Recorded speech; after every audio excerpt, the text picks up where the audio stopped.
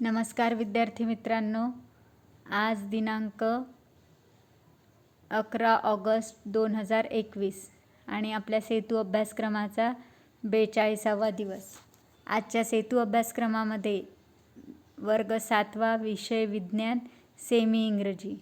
आजच्या या सेतू अभ्यासक्रमामध्ये आपल्याला ॲक्टिव्हिटी शीट 27 दिलेली आहे आणि या ॲक्टिव्हिटी शीट 27मध्ये आज आपल्याला बघायचं आहे the solar system and planets of the solar system.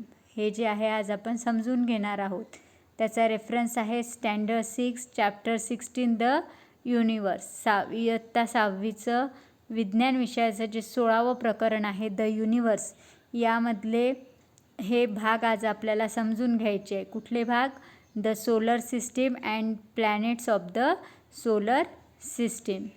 त्याचे लर्निंग आउटकम्स आहे comparative study of stars, planets, satellites, asteroids by observing them in the universe and collect information about different concepts, processes by using the internet and different ITC technology. That is their learning outcomes. Comparative study of stars, planets, satellites, asteroids by observing them in the universe. आपल्याला त्यांचं observation करून, कशाचं? Stars, planet, satellite, ॲस्ट्रॉइड यांचं observation करून त्याचा अभ्यास करायचा आहे आणि त्याच्याबद्दल इन्फॉर्मेशन कलेक्ट करायची आहे. वेगवेगळ्या त्यांच्या ज्या कन्सेप्ट्स आहेत त्या आपल्याला वेगवेगळ्या टेक्नॉलॉजीच्या माध्यमातून वेगवेगळ्या टेक्नॉलॉजीच्या माध्यमातून आपल्याला त्या कन्सेप्ट्स क्लिअर करायच्या आहेत आणि त्याच्याबद्दल अधिकाधिक माहिती मिळवायची आहे. तर हे आहे त्याचे लर्निंग आउटकम्स. काल आता आपण सोलर सिस्टीम जी आहे म्हणजे द युनिवर्स, हे जे चॅप्टर आहे थोडक्यात सांगायचं झाल्यास द युनिवर्स या चॅप्टरला आपण सुरुवात केली होती आणि त्याच्यामध्ये काल आपण मिल्की वे किंवा गॅलेक्सी कशाला म्हणतात हे आपण पाहिलं होतं. काल आपण मंदाकिनी, मिल्की वे, गॅलेक्सी कशाला म्हणतात ते पाहिलं. त्याचप्रमाणे टाईप्स ऑफ गॅलेक्सीज, त्याच्या शेपवरून various types identified according to their shapes, आपण हे सुद्धा पाहिलं होतं की त्याच्या शेप्सवरून त्याचे वेगवेगळे आकार पडतात. स्पायरल, एलिप्टिकल, बॅरेड स्पायरल आणि इररेग्युलर. त्यानंतर स्टार्सबद्दल आपण माहिती पाहिली होती काल आणि त्या स्टारचे सुद्धा काही प्रकार आपण काल पाहिले होते. Some types of stars. आता आज आपल्याला अभ्यासायचं आहे the solar system and the planets of the solar system. आपल्याला सोलर सिस्टीमचा आज अभ्यास करायचा आहे, त्याचबरोबर planets of the solar system, solar सिस्टीममध्ये असणारे जे प्लॅनेट्स आहेत त्याचासुद्धा आपल्याला अभ्यास करायचा आहे. तर नाव let's take a look solar system. तर आता सुरुवातीला आपण सोलर सिस्टीम बघूया. The solar system consists of the sun, the planets, asteroids, comets and meteors. In the solar system there are 8 planets. Mercury, Venus, Earth and Mars are the inner planets, whereas Jupiter, Saturn, Uranus and Neptune are outer planets. बघा, लक्षात ठेवा, solar सिस्टीममध्ये solar system म्हणजे काय? सूर्यमाला. सूर्यमालेमध्ये सूर्य, the sun, the planets म्हणजे ग्रह, त्यानंतर ॲस्ट्रॉइड्स म्हणजे लघुग्रह, कॉमेट्स म्हणजे धूमकेतू, त्याचप्रमाणे मिटिओर्स म्हणजे उल्का ज्याला म्हणतात. तर या सर्वांचा समावेश होतो आणि याच्यापैकी जे काही आहेत एकूण in the solar system there are 8 planets. किती ग्रह आहेत एकूण सोलर सिस्टीममध्ये? 8 प्लॅनेट्स आहेत. एकूण 8 ग्रह त्याच्यामध्ये आहे आणि या 8 ग्रहापैकी Mercury, Venus, Earth and Mars are the inner planets. कुठले कुठले? Mercury, Venus, Earth and Mars. These are the inner planets and Jupiter, Saturn, Uranus and Neptune are the outer planets. हे बाकीची काय आहे म्हणजे 8 प्लॅनेट्स आहे. 8 प्लॅनेट्सपैकी 4 प्लॅनेट्स इनर प्लॅनेट आहे आणि 4 प्लॅनेट आउटर प्लॅनेट आहे. मग ते 4 प्लॅनेट इनर प्लॅनेट्स असणारे 4 प्लॅनेट कोणते कोणते? Mercury, Venus, Earth and Mars. आणि आउटर प्लॅनेट्स कुठले कुठले? Jupiter, Saturn, Uranus and Neptune. These are the outer planets. And outer planets have rings around thems. आता आउटर प्लॅनेट्स कसे ओळखायचे, तर त्यासाठी आणखीन एक त्याची ओळख आहे, ती म्हणजे outer planets have a rings around thems. Outer planets जे आहे त्या आउटर प्लॅनेट्सच्या बाजूला म्हणजे त्या ग्रहाच्या भोवती काय असते, रिंग असते, गोल त्याच्या भोवती कडी दिलेली आहे, रिंग दिलेली आहे. Outer planets have rings around them and the crust of all the inner planet is hard and the outer planets have a gaseous outer cover. काय म्हटलेलं आहे बघा की हे जे क्रस्ट आहे, इनर प्लॅनेटचं जे क्रस्ट आहे ते कसं आहे, हार्ड आहे. त्याचं जे कवच असते ते अतिशय हार्ड असते, त्याचं जे क्रस्ट असते ते हार्ड आहे. आणि outer planets have a gaseous outer cover. आणि आउटर प्लॅनेट जे आहे त्याच्यामध्ये कशाचं कवर आहे, गॅसियस आउटर कवर, म्हणजे वायूचं आपण त्याला आउटर कवर त्याचं आहे असं आपल्याला म्हणता येईल. तर हा परत तुम्हाला इनर प्लॅनेट आणि आउटर प्लॅनेटमधला लक्षात ठेवायचं आहे. इनर प्लॅनेटमध्ये कुठले कुठले प्लॅनेट येतात, Mercury, Venus, Earth and Mars. आणि आउटर प्लॅनेटमध्ये Uranus, Neptune Saturn, Uranus, Neptune, Jupiter, Saturn, Uranus and Neptune. तर आता आउटर प्लॅनेट्समध्ये ते जे प्लॅनेट्स आहे outer planet, they have a ring around them and the crust of inner planets is hard and the outer प्लॅनेटचा जो बाहेरचा भाग असतो that is the gaseous outer cover. तर आता त्याच्यातला तर आपल्याला सगळ्यात पहिलं बघायचं आहे द सन. आता सूर्य तुम्हा सगळ्यांना माहिती आहे. तर आता आपण आज सूर्याविषयी माहिती पाहणार आहोत. द सन इथे फिगरमध्ये तुम्हाला दाखवलेला आहे. सूर्य जो आहे हे बघा इथे आकृतीत, तसा सूर्य आपण रोजच पाहतो आकाशामध्ये. सकाळी दिवस निघाला म्हणजे सूर्योदय झाल्याशिवाय पहाट होत नाही आणि त्यामुळे सूर्योदय झाल्यानंतरच आपला दुसऱ्या दिवसाला प्रारंभ होतो, आपल्यासाठी दुसरा दिवस सुरू होतो. अशा प्रकारचा हा सूर्य आहे. त्याच्यामुळे सूर्य आपण प्रत्यक्षात जरी आपण त्याची म्हणजे आपण नजरानजर जरी करू शकत नसलो तरी आपल्याला सूर्य कसा आहे किंवा काय आहे हे आपल्याला माहिती आहे. त्याच्या प्रखर उष्णतेमुळे आपण त्याच्याकडे सकाळच्या वेळी तरी पाहू शकतो, परंतु दुपारी मात्र आपण त्याच्याकडे पाहू शकत नाही. सकाळच्या वेळी पाहू शकतो म्हणजे एकदम असं पूर्ण नाही पाहू शकत, असं थोडंफार त्या थोडीशी नजर आपण तिकडे करू शकतो. दुपारच्या वेळी आपण तेही करू शकत नाही जर जास्त प्रमाणामध्ये ऊन असेल तर. The sun which is at the centre of the solar system is a yellow coloured star. आता सन काय आहे, it is the centre of the solar system is yellow coloured star. सूर्यमालेच्या केंद्रस्थानी असलेला सूर्य हा पिवळ्या रंगाचा तारा आहे. Sun is the yellow coloured star. सूर्य पिवळ्या रंगाचा तारा आहे. And its surface temperature is around 6000 degree Celsius. सूर्याच्या पृष्ठभागाचे तापमान किती आहे, सूर्याच्या पृष्ठभागाचे तापमान सुमारे 6000 डिग्री सेल्सिअस इतके आहे. And the size of the is so huge, around 13 lakh planets of the 13 lakh planets of the size of the earth can be easily placed within it. म्हणजे द साईज त्याचा जो आकार आहे, सूर्याचा आकार एवढा मोठा आहे की त्यामध्ये पृथ्वी एवढे 13 लाख ग्रह सहज सामावू शकतील. बघा आपल्याला पृथ्वीवरून डोळ्यांनी दिसणारा सूर्य केवढा आणि प्रत्यक्षात त्याची व्याप्ती किती प्रचंड आहे, त्याचा आकार किती मोठा आहे. तर त्याचा आकार एवढा मोठा आहे की पृथ्वी एवढे 13 लाख ग्रह सहज सामावू शकतील. And due to the gravitational force of the sun, the celestial bodies in the solar system revolve around it. आणि सूर्याच्या गुरुत्वीय बलामुळेच काय होते की सूर्यमालेतील खगोलीय वस्तू त्याच्या भोवती फिरत असतात. सूर्याची जी गुरुत्वीय बल असल्यामुळे सूर्यमालेतील खगोलीय वस्तू त्याच्या भोवती फिरतात. तर एवढी माहिती तुम्हाला इथे सूर्याची याच्यामध्ये दिलेली आहे की the sun which is the centre of the solar system which is a yellow coloured star and its surface temperature is around 6000 degree Celsius and the size of the is so huge and that around 13 lakh planet of the planet of the can be easily placed within it, and due to the gravitational force from the sun the celestial bodies in the solar system revolve around it. त्यानंतर आपल्याला next planet बघायचं आहे mercury. Mercury ज्याला आपण mercury मराठीमध्ये ज्याला बुध ग्रह असे म्हणतात. तर मर्क्युरी धिस प्लॅनेट, हे बघ चित्रामध्ये इथे चित्र दाखवलेलं आहे तुम्हाला, चित्रामध्ये तुम्ही पाहू शकता हा आहे मर्क्युरी प्लॅनेट, ज्याला मराठीमध्ये आपण बुध ग्रह जो आहे हा आहे mercury planet. This is the mercury planet. This planet is closest to the sun. It is visible in the morning and the evening. If it is away from the sun, a number of depressions which look like volcanic craters but are actually caused by meteoric falls can be seen on the surface of Mercury.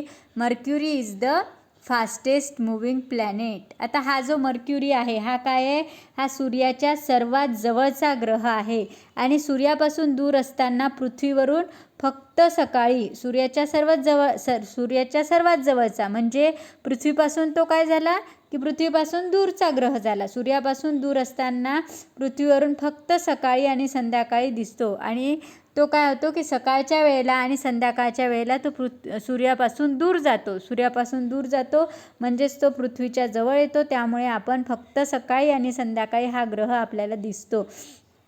या ग्रहावरती उल्कापातामुळे निर्माण झालेले ज्वालामुखीच्या मुखासारखे दिसणारे खड्डे पाहायला मिळतात. The size of is so huge that around 13 kilometre planets of the can be easily place within it and due to the gravitational force to the sun the celestial bodies in the solar system revolve around it. आणि हा सर्वात वेगवान ग्रह सुद्धा आहे. this planet is closest to the sun and this planet is closest to the sun. Mercury हा जो आहे हा सूर्याच्या अत्यंत जवळचा ग्रह आहे and it is visible in the morning and evening if it is away from the sun. आणि तो आपल्याला पृथ्वीवरून सूर्याच्या जवळचा आहे म्हणजे साहजिकच आहे तो पृथ्वीपासून दूर अंतरावर आहे.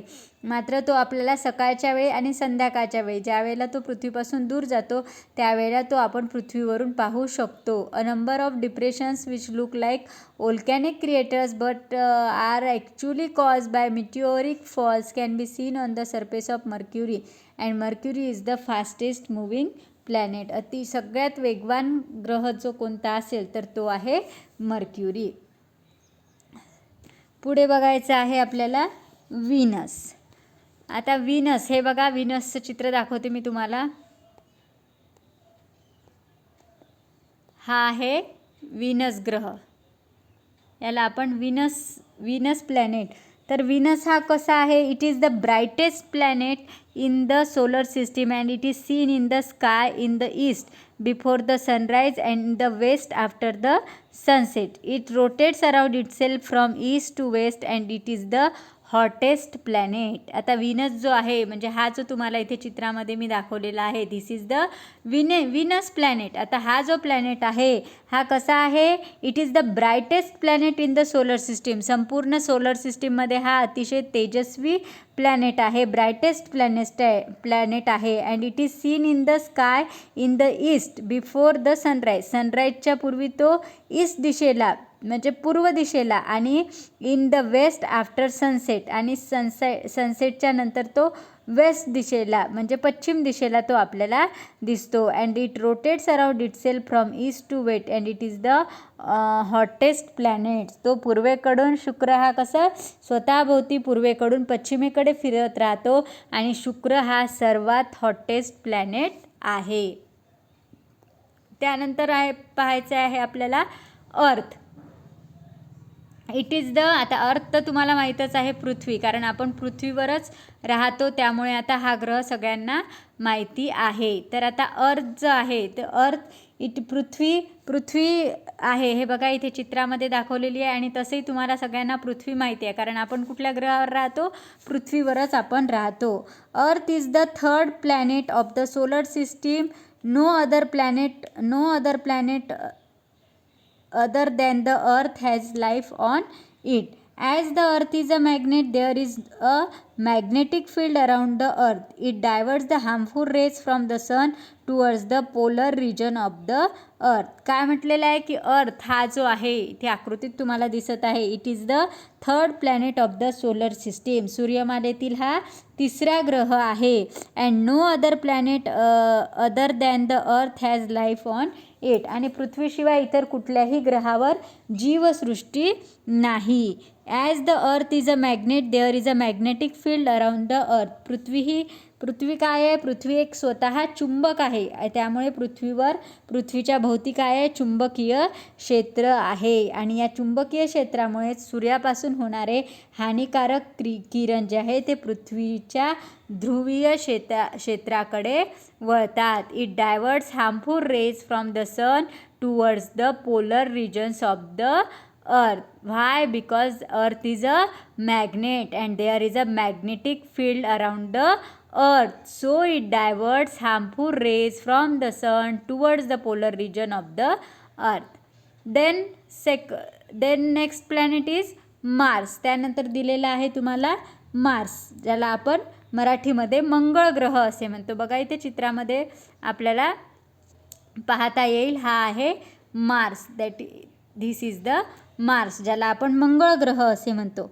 आता Mars it is the fourth planet in the solar system. Solar सिस्टीममधला हा चौथा ग्रह आहे. And as the soil on Mars contains iron, its colour is reddish. आता मंगळावरील मातीत लोह असल्याने त्याचा रंग कसा आहे? त्याचा रंग लालसर दिसतो, म्हणूनच याला reddish, its colour is reddish. And hence Mars is also called the red planet. आणि म्हणून मग याला रेड प्लॅनेट असेही म्हणतात. क्वेश्चनमध्ये तुम्हाला विचारू शकतात की रेड प्लॅनेट कोणत्या प्लॅनेटला म्हणतात? तर मार्स. आणि याचं कारण काय आहे? Because the Mars contains iron, भरपूर प्रमाणामध्ये लोह त्याच्या मातीत, मंगळावरील मातीत लोह असल्याने त्याचा रंग लालसर दिसतो आणि म्हणून या प्लॅनेटला रेड प्लॅनेट असेही म्हणतात. Hence it is called red planet. And the highest and longest mountain in the solar system Olympus Mons is located on Mars. मंगळ ग्रहावरील सूर्यमालेतील सर्वात उंच व लांब पर्वत ऑलिम्पस मॉन्स हा आहे. ही जी सगळी माहिती आहे ही तुम्हाला लक्षात ठेवायची आहे की प्रत्येक ग्रहाचं काहीतरी वैशिष्ट्य आहे. प्रत्येक ग्रहावर काहीतरी, जसं पृथ्वीवर सजीव सृष्टी आहे. मार्स आपण आत्ता पाहिलं, मार्समध्ये तो लाल रंगाचा आहे, त्याला रेड प्लॅनेट असं सुद्धा म्हणतात. त्याचं कारण काय आहे? कारण त्याच्या मातीमध्ये लोहाचं प्रमाण भरपूर प्रमाण आहे, त्यामुळे तिथे लाल रंग पसरलेला आहे. तर अशा प्रकारे प्रत्येक प्लॅनेटची तुम्हाला याच्यामध्ये माहिती दिलेली आहे, ते तुम्हाला लक्षात ठेवायची आहे. नेक्स्ट आहे ज्युपिटर. आता पुढचं आहे ज्युपिटर. आता ज्युपिटर कशाला म्हणायचं? ज्युपिटर म्हणजे गुरु हा जो ग्रह आहे त्याला आपण ज्युपिटर म्हणतो. हे बघा ज्युपिटरचं चित्र आपण पाहूया. हे ज्युपिटरचं पिक्चर आहे. This is the Jupiter. मग आता Jupiter this is the largest planet of the solar system. हा सोलर सिस्टीममधला सर्वात लार्जेस्ट प्लॅनेट आहे. And it is so huge that as many 1397 planets of the size of the earth can get accommodated in it. Even though the planet is so huge, it revolves around itself with a great speed. And as a huge storms occur frequently on it, it is also called the stormy planet. आता सूर्यमालेतील हा सर्वात मोठा ग्रह आहे गुरु. आणि गुरुमध्ये सुमारे 1397 पृथ्वीगोल सहज मावतील इतका मोठा तो आहे. किती? 1397 पृथ्वीगोल त्याच्यामध्ये सहज मावतील इतका मोठा तो गुरु हा ग्रह आहे. आणि गुरु आकाराने प्रचंड असून स्वतः भोवती फार वेगाने फिरतो. त्याचप्रमाणे as a huge storm occur frequently on it and it is also called stormy planet. आणि गुरु ग्रहावर सतत प्रचंड वादळे होत असल्याने त्यास स्ट्रॉमी प्लॅनेट असे सुद्धा म्हणतात. वादळी ग्रह असं देखील त्याला म्हणतात. गुरु हा जो ग्रह आहे हा सूर्यमालेतील सर्वात मोठा ग्रह आहे आणि याच्यामध्ये सुमारे 1397 पृथ्वी गोल मावतील एवढा त्याचा आकार मोठा असला तरीसुद्धा तो स्वतःभोवती वेगाने फिरतो आणि या ग्रहावर प्रचंड वादळे होत असल्याने याला वादळी ग्रह असेही म्हणतात, ज्यालाच आपण स्ट्रॉमी प्लॅनेट असे देखील म्हणतो. त्यानंतर पुढे दिलेला आहे सॅटर्न. आता सॅटर्न कशाला, सॅटर्न ग्रह कोणता आहे ते आपण पाहणार आहोत. हे बघा तुम्हाला आकृतीत दाखवत आहे.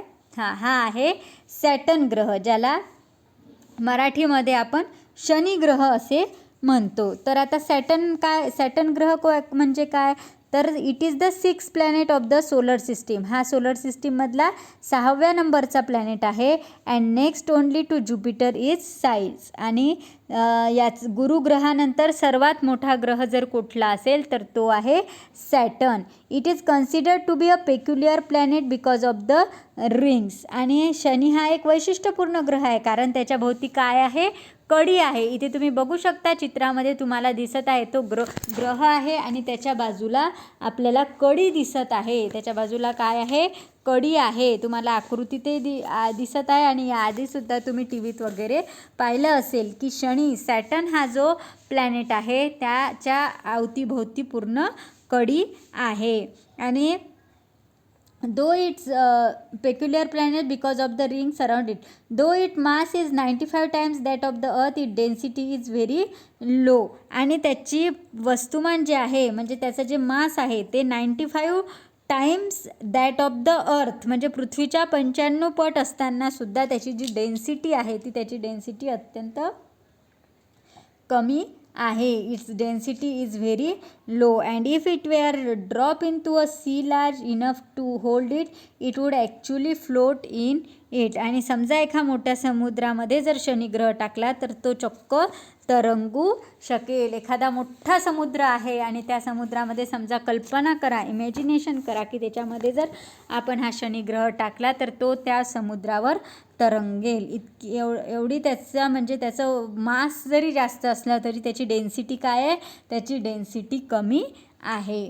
त्यानंतर पुढे पाहायचं आहे आपल्याला युरेनस हा आपल्याला सूर्यमालेतील it is the 7th planet in the solar system. सूर्यमालेतील हा 7वा ग्रह आहे.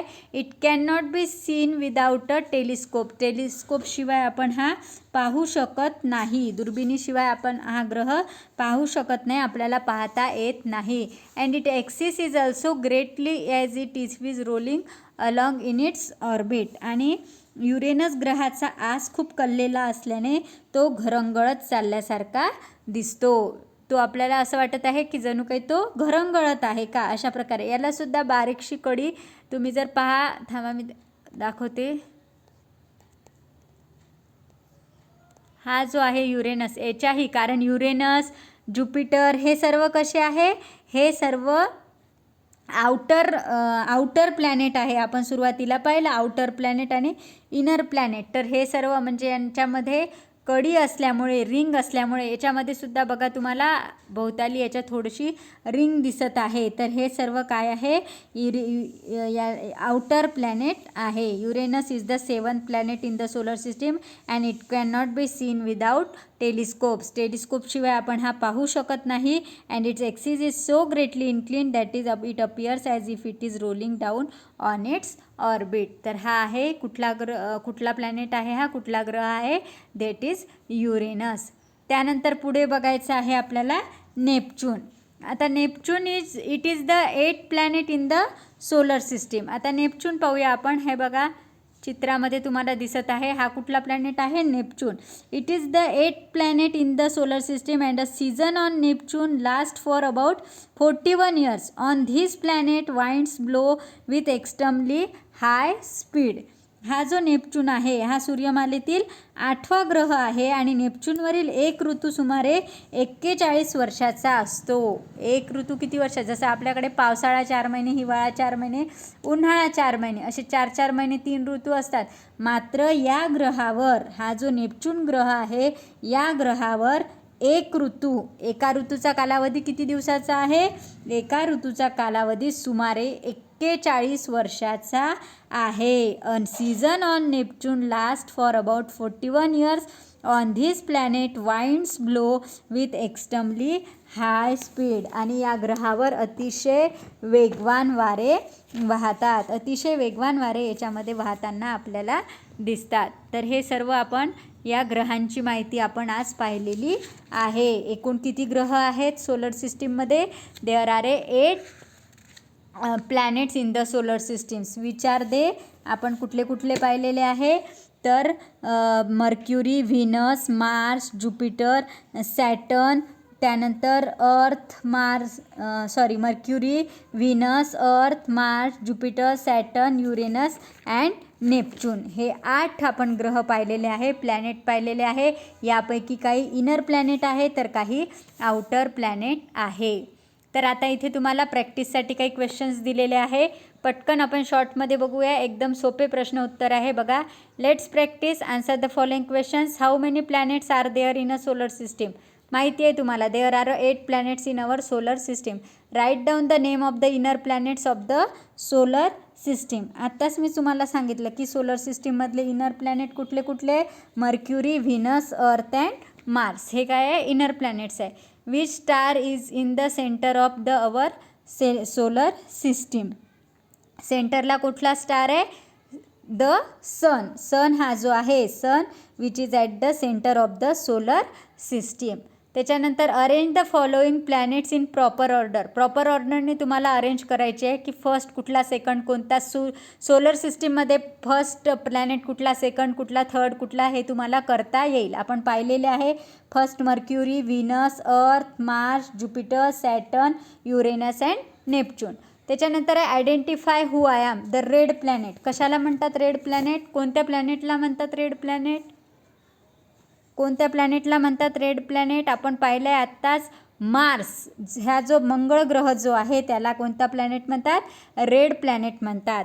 त्यानंतर हॉटेस्ट प्लॅनेट. आता हॉटेस्ट प्लॅनेट कशाला म्हणतात? सगळ्यात हॉटेस्ट प्लॅनेट कुठला आहे? कुठला आहे हॉटेस्ट प्लॅनेट?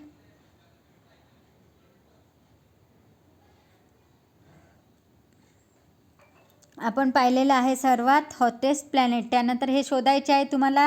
त्यानंतर स्ट्रॉमी प्लॅनेट, ज्युपिटर. ज्युपिटर हा काय आहे? Jupiter is the stormy planet. त्यानंतर पुढे इकडे बघूया. The fastest moving planet. Fastest moving planet कुठला आहे? युरेनस. त्यानंतर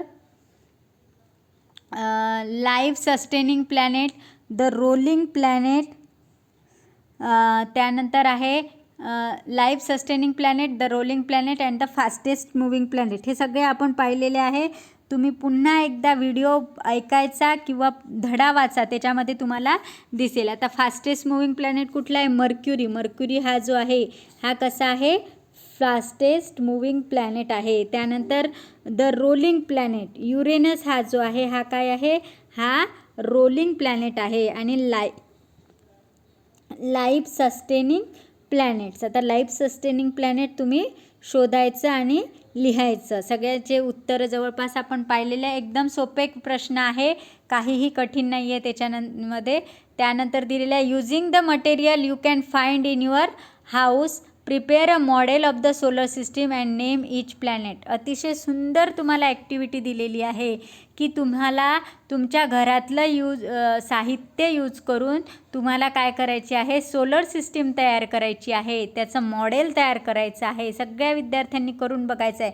छान तुम्ही जसे इथे त्याच्यामध्ये पिक्चर दिलेले आहे तशा प्रकारे घरातल्या वस्तूंचा उपयोग करून तुम्हाला ते मॉडेल्स, प्रत्येक प्लॅनेट तयार करायचा. आणि तो सोलर सिस्टीममध्ये जशा प्रकारे लावलेला आहे, सन सेंटरला सन येईल आणि त्याच्यानंतर बाकीचे हे त्याचे जे ग्रह आहेत हे सगळे येतील आणि ते तुम्हाला त्याचे मॉडेल तयार करायचं आहे. तर ते सगळ्यांनी तयार करायचं आणि दिलेल्या प्रश्नांची उत्तरं सॉरी जे आपण आत्ता प्रश्न पाहिले या सर्व प्रश्नांची उत्तरं तुमच्या वहीमध्ये तुम्हाला लिहायची आहे. त्याचप्रमाणे आपण आज पूर्ण जी सोलर सिस्टीम आहे त्या सोलर सिस्टीमचा अभ्यास केला. त्याचप्रमाणे सोलर सिस्टीममध्ये असणारे जे प्लॅनेट आहे त्याविषयीसुद्धा आपण माहिती पाहिली. तर आता आपण आज इथेच थांबूया. उद्या पुन्हा भेटूया आणि सर्व विद्यार्थ्यांनी सर्व स्वाध्याय आपल्या वहीत सोडवायचा आहे. सर्व प्रश्नांची उत्तरं आपल्या वहीमध्ये लिहायची आहे. त्यासाठी पुन्हा व्हिडिओ बघा आणि पाठाचं वाचनसुद्धा करा. तर विद्यार्थ्यांनो आज आपण इथेच थांबूया. उद्या पुन्हा भेटूया. थँक्यू.